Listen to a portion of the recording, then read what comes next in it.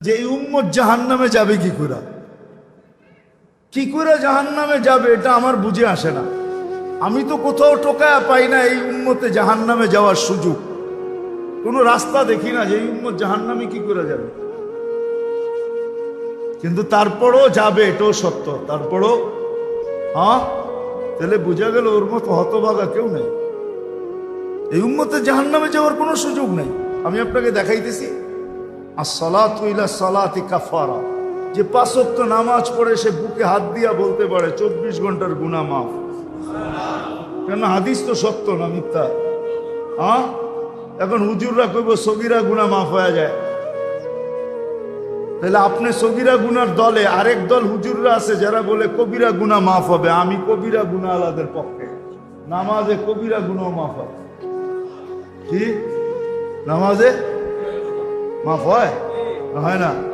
যদি না হইতেন, আরে ইস্তিগফার লাগবে না মেয়ে, যদি না হইতেন তাহলে আল্লাহর রাসূল কেন ওসমান রাদিয়াল্লাহু তাআলা আনহুকে শীতের মৌসুমে বসন্তের সময় বাহিরে নিয়া গাছের ডাল নাড়া দিয়া সমস্ত পাতাগুলা ঝরায়া তারপরে কেন বললো আমার উম্মত যখন ফরজ নামাজ পড়ে গুনাহগুলা এইভাবে ঝরা যায়? ওইখানে কি বলছে নাকি বড় পাতা ছোট পাতা? ওইখানে তো পাতা একটাও ছিল না, ঠিক না? আল্লাহর রাসূল বুঝাইছে কোনো গুনাহই থাকবে না। নামাজ নিজেই ইস্তেগফার। আবার ইস্তেগফার কি? নামাজ নিজেই ইস্তেগফার, নামাজ নিজেই জিকির। জিকির আছে কি? নামাজের চেয়ে বড়? আকিমিস সালাতা লিযিকরি, নামাজের চেয়ে বড় জিকির আবার কি? নামাজ নিজেই ইস্তেগফার, নামাজ নিজেই সুয়াসের অ্যাকশন না খালি। আপনি নামাজ চিনেন? যদি সুয়াসের না হইতো আল্লাহর রাসূল কেন বলতো ইদা সালুহা সালুহা সাইরুল আমাল? নামাজ ওকে, তোমার পরিপূর্ণ জীবনটা ওকে, সর্বলাইন ওকে, সর্বদিক ওকে। তাহলে নামাজের ভিতরে যদি ইস্তেগফার না থাকতো তাহলে এটা কি করে হইতো? সমস্ত বন্দেগীকে গ্রহণযোগ্যতা পাওয়ার জন্য নামাজকে গ্রহণযোগ্যতামূলক বানাইতে হবে। নামাজ ওকে, সব ওকে। তো যেটা বুঝাইতেছিলাম পূর্ণতা, 24 ঘন্টা যে 5 ওয়াক্ত নামাজ পড়লো ওর তো সব গুনাহ মাফ, ও দোজখে যায় কি করে? আর তারপরেও যদি কিছু বেঁচে গেল তো বলতেছে আল জুমাতু ইলাল জুমাতি কাফারা, এক জুমার থেকে আরেক জুমায় পা দিবে পুরা সপ্তাহটা মাফ, সপ্তাহটা। তারপরেও যদি কিছু বেঁচা যায় তাহলে ওই ব্যক্তি দোজখে যায় কি করে? আমাকে বুঝান। তারপরেও যদি কিছু বেঁচে গেল তাহলে একটু আগে তো বললাম ওই যে রান আউটের থেকে বাঁচাইয়া দিয়েন, ঠিক না?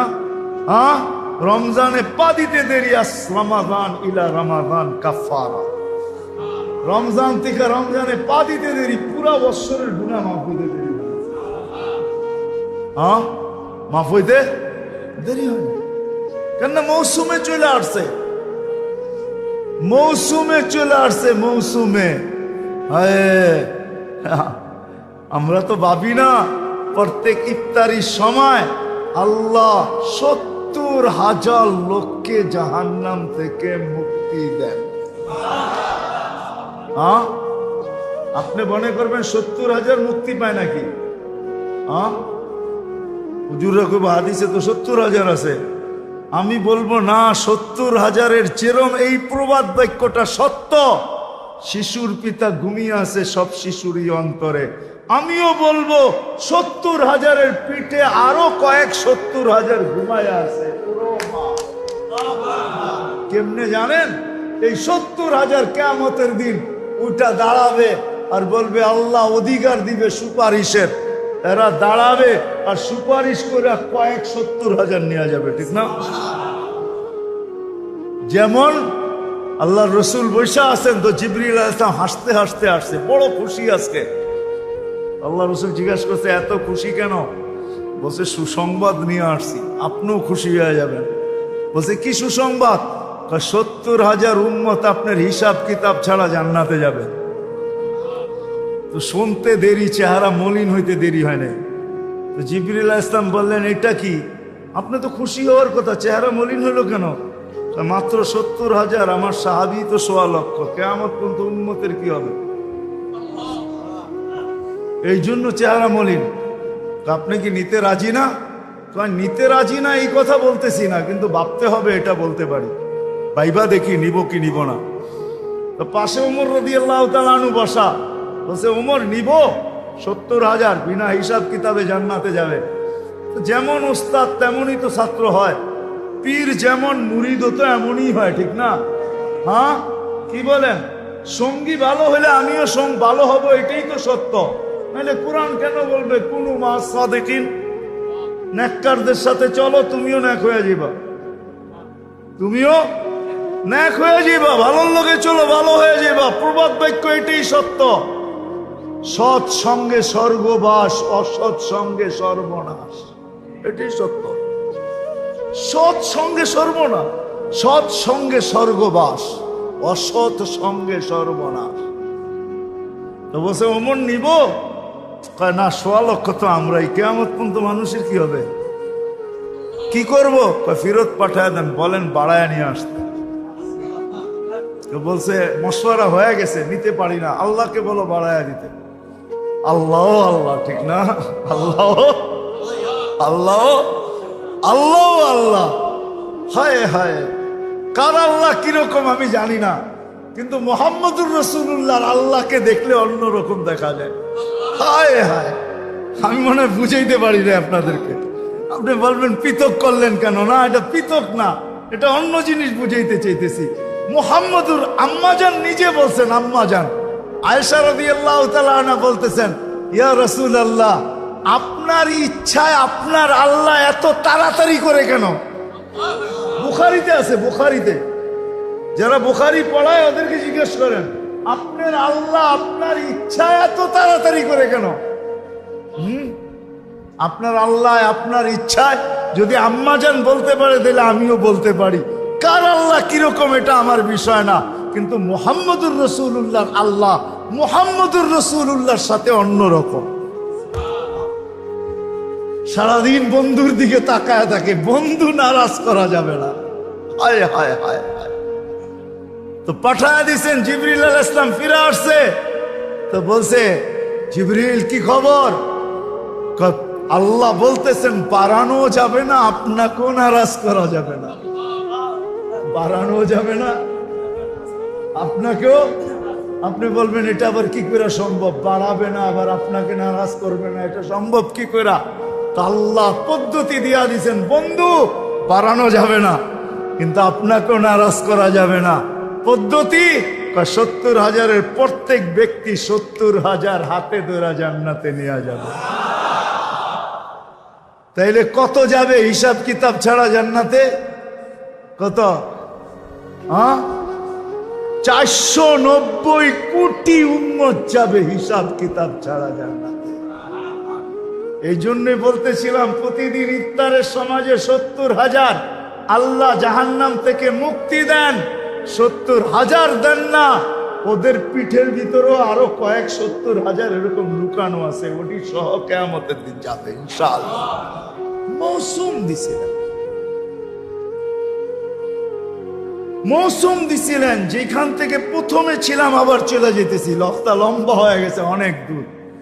যে দৈনন্দিনের প্রয়োজনের জিনিস যারা বিক্রি করে, তারা জানে যে সারা বছর আমি দৌড়ায় পারবো না, ইবাদত বন্দেগী দিয়ে বাড়তে পারবো না, আমি তো সহানুভূতি দিয়েই জান্নাত লেখা। মৌসুম ছিল আমাদেরকে আকর্ষণের পাত্র বানানোর জন্য। রমজান মৌসুম, ভরা মৌসুম, ভরা মৌসুম। এক একজনরে এক এক দিক দিয়া দিছেন। আপনি মনে করেন কেমন মৌসুম, কেমন আকর্ষণের পাত্র বানানোর জন্য আল্লাহ আল্লাহর রাসূল কতটুকু নিচে চলে আসছেন, কতটুকু নিচে।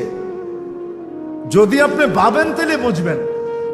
আল্লাহ রাসূল বলছে, যে কাউকে পেট ভরা রোজার দিন খাওয়াবে, তাকে আল্লাহ জান্নাত লেখা দিবে, জাহান্নাম থেকে মুক্তি দিবে, গুনাহ মাফ করবে। তো সাহাবা আয়েশা বলছে, ইয়া রাসূলুল্লাহ, পেট ভরা আমরাই তো খাইতে পাই না, কারে খাওয়াবো? আমরাই তো খাইতে পাই না, কাকে কোত্থেকে খাওয়াবো? তা আল্লাহ রসুল বলছে, আচ্ছা তাইলে যদি তুমি 1 গ্লাস দুধ খাওয়াও। বলছে এইটাও তো সবসময় হয়ে ওঠে না, তাইলে একটা খেজুর। এইটাও তো হয়ে ওঠে না। তো নামতে নামতে নামতে নামতে সুরবাতু মা আসছেন। সুরবাতু মা, 1 ঘোট পানি যে রোজাদারকে পান করাবে, 1 ঘোট পানি পান করাবে, 1 ঘোট পানি। এটা কিন্তু বাবার বিষয়। আমার বলা দ্বারা শোনা দ্বারা যতটুকু আপনার ভিতরে দেখাপাত না করবে, আপনি অ্যানালাইসিস করলে ভাবলে আর চেয়ে বেশি বুঝবেন। 1 ঘোট পানি, 1 ঘোট পানি। হুজুররা ওয়াজ করে, পদ্ধতি বলে না, হুজুররা ওয়াজ করে যে রোজা কবুল হওয়ার জন্য হালাল ইফতার কি শর্ত, ঠিক না? হ্যাঁ, হায় হায়, এই উম্মতকে কত সহজ পদ্ধতি দিছিল আল্লাহ, কত সহজ পদ্ধতি। প্রত্যেক বাড়িওয়ালা যদি সামনের বাড়িওয়ালাদেরকে বলতো, পুরা রোজার ভিতরে সব খাওয়ান আমরা তোমাদেরকে পাঠাবো, তোমরা পাক করো না, তোমরা পাক করো না, আমরা পাঠাবো। কেন? সহানুভূতি দেখাবো, জান্নাত নিব। সহানুভূতি দেখাবো আর জান্নাত নিব, জান্নাত নিব। আর সে যদি বলতো যে আমিও তোমারটা পাক করে পাঠাবো, তুমিও তোমার জন্য পাকায়ও না, আমার জন্য পাকাও, পাকাও তোমার জন্য পাকায়ও না, তাহলে দুজনের খানা হালালও হইতো, আবার দুজনের জান্নাতও লেখা হইতো, দুজনের খানা হালাল হয়ে যেত। হাদিয়া হালাল, হাদিয়া হাদিয়া হাদিয়া। আল্লাহর রসুলের জন্য সদকা হারাম, সদকা হারাম না? হ্যাঁ, কিন্তু আল্লাহর রসুল যখন ঘরে ঢুকছেন, ফুফুর ঘরে না কার ঘরে ঢুকছেন, যখন গোশত দেখছেন উপরে, ঠিক না? বলছে এই গোশত এত সুন্দর গ্রান পাকাইছে, তো খুব মজা করে মনে হয়। গ্রানই কইতেছে, ইয়া রাসূলুল্লাহ সাদাকা, কয় লাকি সাদাকাতুন ওয়ালা না হাদিয়াতুন, তোর লাইগা সদকা, আমার জন্য হাদিয়া। খাওয়া না, তুই খাওয়াইলে হাদিয়া হয়ে যাবে, তাইলে প্রত্যেকের রিজিক হালাল হবে। আমার সমাজকে যদি বুঝাইতে পারতাম, তাইলে এই প্রশ্ন আমার সমাজের থেকে উঠা যেত। আমরা ফতুয়া তো দেই, মাসলা তো বলি, পদ্ধতি বলি না। আমার সমাজের প্রত্যেক ফ্যামিলি যদি আরেক ফ্যামিলিকে বলতো, বোন তোর পুরা রমজানের 30 দিনের ইফতার 2 টাইম 3 টাইমের খাওয়া আমার ঘর থেকে আসবে, সে যদি বলবে আমার ঘর থেকে তোরটা আসবে, আমার ঘর থেকে তোরটা, আমি জান্নাত নিতে চাই, তোকে হাদিয়া দিতে চাই, তাইলে এই হাদিয়ার লেনদেন যদি হইতো আর জান্নাতের আশায় হইতো, তো দুজনেরটা হালাল হইতো। কি কি কি? হাদিয়া হালাল, হাদিয়া হাদিয়া হালাল। আপনি বলতেন ও তো ওইরকম কামাইছে, কামাক না, ওটা কি আপনার দায় দায়িত্ব দিছে নাকি আল্লাহ? লাস্তা আলাইহিম বিমুসাইতির, ও কোত্থেকে কামাইছে ওর ব্যাপার। আপনাকে তো হাদিয়া দিছে, আপনাকে তো কি দিছে? আপনাকে তো হাদিয়া দিছে। ওয়ালা তাজাসসু ওয়ালা ইয়াগতাব বাযুকুম বাযা, ইসলামে তাজাসসুস নিষেধ। আমরা একটু বেশি পরহেজগারি দেখাইতে যে তাজাসসুসে লেগা যাই, আমি জানিও না যে এই তাজাসসুস আমাকে কোথায় নিয়ে যাইতেছে। আপনি ভাবছেন আপনি বড় মুত্তাকি হইতেছেন, না, মুত্তাকি হইতেছেন না। হইতে পারে এই মুত্তাকির শয়তানের চাদর আপনাকে অনেক দূরে নিয়ে যেতে পারে। নিজেকে বড় মুত্তাকি ভাইবেন না যে আমি তাকওয়া তাহকিক করি। তাহকিক করতে করতে করতে কারো পর্দা ফাঁস করে ফেলছেন। আপনি কোন মুসলমানের পর্দা ফাঁস করার অনুমতি আল্লাহ আপনাকে দেয়, অনুমতি আপনাকে আল্লাহ দেয় নাই, আপনাকে দেয় নাই। আমরা দেখি তো সমাজের অনেক ক্লিপ দেখি, অনেক বয়ান দেখি, অনেক কথা শুনি, মাঝে মাঝে বড় দুঃখ লাগে। এত সংকীর্ণ মনা কেন? হ্যাঁ, আমি ওদিনই বলতেছিলাম, মনে হয় উমরার থেকে আসার পরের দিনই এক বয়ানে বলতেছিলাম যে খোদার ওয়াস্তে আমাদের তো আজকে দুরবস্থা এরকম যে আমরা টুপির কালার পর্যন্ত দেখি। হ্যাঁ, টুপির কালার দেখা ছাড়েন, কাঠ টুপি উঁচা কাঠ টুপি নিচা দেখা ছাড়েন, উম্মতকে এক ভাবেন এক। বিশ্বাস হয় না? তাইলে আমি আপনাদেরকে এমন ব্যক্তির রেফারেন্স দিব যার উপরে ব্যক্তিত্ব নাই। শাইখুল হিন্দ মাহমুদুল হাসান রহমতুল্লাহ আলাইহির বয়ান পড়া দেখেন, শুনা দেখেন। মাল্টার জেলখানার থেকে যেদিন উনি ফিরে আসছেন, ওই দিন সারা ভারতের ওলামারা দারুল উলুম দেওবন্দে জমা হয়েছিলেন। ওই দিন যে বয়ান উনি দিয়েছেন, ওই বয়ান আপনি পড়া দেখেন, তারপরে আপনি বুঝবেন আপনি কে, আপনি কতটুকু বড় মুত্তাকি আর পরেজগার, আপনি কতটুকু বড় তাকওয়াওয়ালা। ওই বয়ান শুনেন। যেদিন মাল্টার জেলের থেকে আসার পরে দারুল উলুম দেওবন্দে ভারতের সব ওলামারা জমা হয়েছেন, কিন্তু উনি সমস্ত ওলামাদের কি ভারতের ওনার উপরে ওস্তাদ মাত্র দুইজন। কয়জন? তিনজন। রশিদ আহমদ গঙ্গুহি, কাসেম নানতুবি, মোল্লা মাহমুদ। এছাড়া কোনো ওস্তাদ ওনার নাই। তিনজন ওস্তাদে মিলে একজন ওস্তাদ। সারা ভারতবর্ষের কিয়ামতের সকাল পর্যন্ত ওলামায়ে দেওবন্দের যত ওস্তাদ আসবে সবাই ওস্তাদ শাইখুল হিন্দ মাহমুদুল হাসান রহমতুল্লাহ আলাইহি। ওনার ওই দিনের বয়ান শোনেন। না পাইলে আমার কাছে যায় না, আমি বয়ান শোনায় দিব আপনাদেরকে। না পাইলে আমার কাছে যায় না, আমি বয়ান শোনায় দিব উনি কি শুনাইছে। উম্মত মানা। তো যেটা বলতেছিলাম মেরে দোস্ত, আসেন আসেন নিজেকে আকর্ষণের পাত্র বানান। সৃষ্টির কাছে, স্রষ্টার কাছে, আল্লাহর রসুলের কাছে। সারা বৎসর দৌড়াইয়া পারবেন না, আমিও জানি। যাই আছে, ঝামেলা আছে, কাজ আছে, কাম আছে, অফিস আছে, আদালত আছে, ক্ষেত আছে, খামার আছে, মেইল আছে, ফ্যাক্টরি আছে, দোকান আছে, পাট আছে, হাট আছে, বাজার আছে, রোড আছে, ঘাট আছে, ঘর আছে, বাড়ি আছে। সারা বৎসরে দৌড়াই আপনি পারবেন না। এই জন্য রমজান এক মৌসুম দিছেন যে তুমি অতীত বৎসরের যত পূর্ণতা অপূর্ণতাকে পূর্ণ করতে চাও, অতীত বৎসরের শূন্যতাকে দূর করতে চাও, অতীত বৎসরের যত কমি খামি হয়েছে এটাকে পুরা করতে চাও। শুধু অতীত বৎসরের না, হিসাব করলে দেখা যায় 89 বৎসর 2 মাস। এক রমজান পুরা করা যায় 89 বৎসর 2 মাস। আরেকটাই গেলে আর আপনারা বুঝবেন না, ওইটা তাসালসুল লাজেম হয়ে যাবে। আর হুজুররা ফতোয়া দিবে তাসালসুল জায়েজ নেই। কেননা 89 বৎসরের ভিতরে তো আবার 89 বৎসর আছে, ঠিক না? কি 89 বৎসরে আবার রমজান আছে না একটা করে? তো এটা হিসাব করলে কোন জায়গায় ঠেকবে যায়, ঠিক না?